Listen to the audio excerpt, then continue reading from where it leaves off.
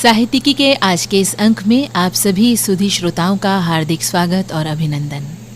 दीप मालाओं से सजाया होगा आपने अपना आंगन, अंदर बाहर दोनों के ही अंधकार को खत्म कर प्रकाशित कर दिया होगा अपना अंतस। जीवन की सूक्ष्मतम अभिव्यक्तियों को समेटे जब शब्द कविता या कहानी के रूप में मुखरित होते हैं तो कहीं अंदर तक छू जाते हैं। आज के इस कार्यक्रम में लीजिए पहले सुनिए जीवन की छोटी छोटी अनुभूतियों से जुड़ी कुछ चुनिंदा रचनाएं। कवि हैं डॉक्टर अवनीश सिंघल। दीपावली की आप सबको बहुत बहुत शुभकामनाएं। आपकी दीपावली मंगलमय हो। मेरा दीपावली मनाने का तरीका मेरी इस कविता में है। आशा है आपको भी पसंद आएगा। निराशा में आशा का दीप न जलाया तो कैसी दीपावली। निराशा में आशा का दीप न जलाया तो कैसी दीपावली। किसी के दुख में उसके संग आंसू न बहाया। किसी के दुख में उसके संग आंसू न बहाया तो कैसी दीपावली। दूसरे के बुझे हुए दीपक को अपने दीपक से न जलाया तो कैसी दीपावली। समेट के किसी के अश्क अपने दामन में उसके लबों पर खुशी का प्रकाश न फैलाया तो कैसी दीपावली। निराशा में आशा का दीपक न जलाया तो कैसी दीपावली। अब पेश कर रहा हूँ आपके सामने अपनी दूसरी कविता। आज के इस कठिन दौर में हमें थोड़ा सा अध्यात्म पर भी ध्यान देना चाहिए।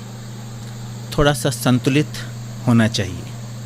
ना सुख में बहुत ज़्यादा खुश हों, ना दुख में बहुत ज़्यादा दुखी।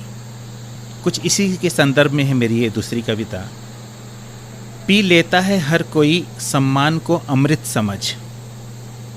पी लेता है हर कोई सम्मान को अमृत समझ। अपमान को अमृत समझ कर पीना कहाँ आसान होता है। अपमान को अमृत समझ कर पीना कहाँ आसान होता है। अपनों के लिए तो जीता है हर कोई। अपनों के लिए तो जीता है हर कोई, पर सभी के लिए जीना कहाँ आसान होता है। घर छोड़कर निकल जाना भले ही हो आसान मगर।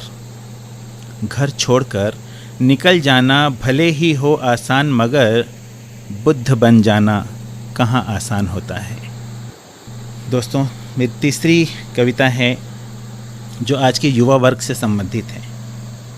आज के ज़्यादातर युवा वर्ग के सपने बहुत बड़े होते हैं। अगर उनको मेहनत करने के लिए बोला जाए तो वो मेहनत इतना नहीं करना चाहते।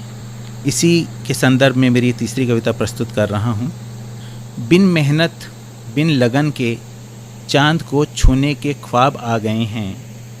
बिन मेहनत बिन लगन के चांद को छूने के ख्वाब आ गए हैं। इस नए ज़माने में बड़ों को रुस्वा करने के नए रिवाज आ गए हैं। इस नए ज़माने में बड़ों को रुस्वा करने के नए रिवाज आ गए हैं। पद हैं बड़े तनख्वाहें हैं ऊंची। रिश्तों को छोटा करने के सब सामान आ गए हैं।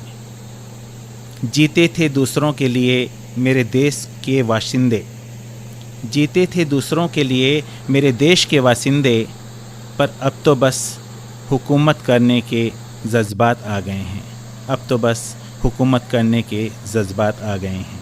मेरी चौथी कविता है अपनों के साथ रिश्तों को कैसे मजबूत किया जाए। मेरी इस पंक्तियों में छिपा हुआ है। आशा है आपको पसंद आएगा। न अश्कों को पिएं न लफ्ज़ों को यूं चबाएं। न अश्कों को पिएं न लफ्ज़ों को यूं चबाएं। अपने लिए ही सही पर थोड़ा सा मुस्कुराएं। अपने लिए ही सही पर थोड़ा सा मुस्कुराएं। ना करें अपनों के काम एहसान जताकर। ना करें अपनों के काम एहसान जताकर।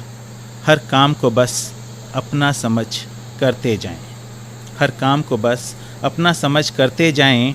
बार बार जताने से कमी आ जाती है अपनेपन में। बार बार जताने से कमी आ जाती है अपनेपन में। ना निकालें कमी हर वक्त, कभी थोड़ा हौसला भी बढ़ाएं। ना निकालें कमी हर वक्त, कभी थोड़ा हौसला भी बढ़ाएं। अपनी इज्जत है अपने हाथों में दोस्तों। अपनी इज्जत है अपने हाथों में दोस्तों। इज्जत करें और वापस इज्जत पाएं। न अश्कों को पिएं, न लफ्ज़ों को यूँ चबाएं, अपने लिए ही सही पर थोड़ा सा मुस्कुराएं। मेरी अगली कविता है आशियाना। एक ऐसा घर जो अपने हिसाब से लोग बहुत सुंदर बनाना चाहते हैं, उसमें झरोखे भी हों, खिड़कियां भी हों, बहुत अच्छे दरवाजे भी हों। तो ऐसा ही घर की कल्पना मैंने की है, वो आपके सामने प्रस्तुत है कि आओ मिलकर बनाएं एक ऐसा आशियाना, आओ मिलकर बनाएं एक ऐसा आशियाना जिसके झरोखों से आकर प्रेम की रश्मियाँ, जिसके झरोखों से आकर प्रेम की रश्मियाँ मिटा जाएं नफ़रतों के अंधेरे संसार को, मिटा जाएं नफ़रतों के अंधेरे संसार को। मेरी अगली कविता है जिसका शीर्षक है नया पुल। हम अक्सर पुराने रिश्तों को भूल जाते हैं और नए बना लेते हैं, पर हमें पुराने रिश्तों को भी साथ लेकर चलना चाहिए। इसी संदर्भ में है मेरी ये कविता नया पुल। नए पुल के बनने के बाद आज मैं फिर उसी पुराने पुल से गुजरा। नए पुल के बनने के बाद आज मैं फिर उसी पुराने पुल से गुजरा। बड़ा ही मायूस, एकदम शांत सा नज़र आ रहा था वो, बड़ा ही मायूस, एकदम शांत सा नज़र आ रहा था वो।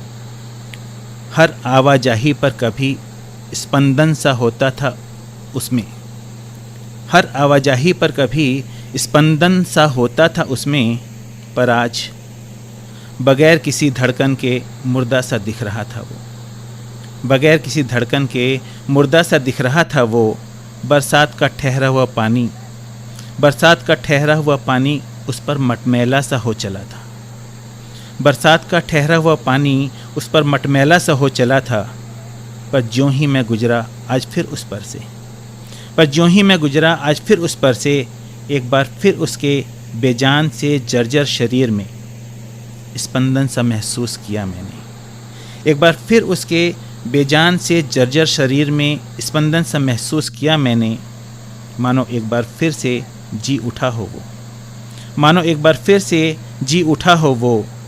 महसूस हुआ मानो वो पुल नहीं, महसूस हुआ मानो वो पुल नहीं, कोई पुराना रिश्ता था मेरा।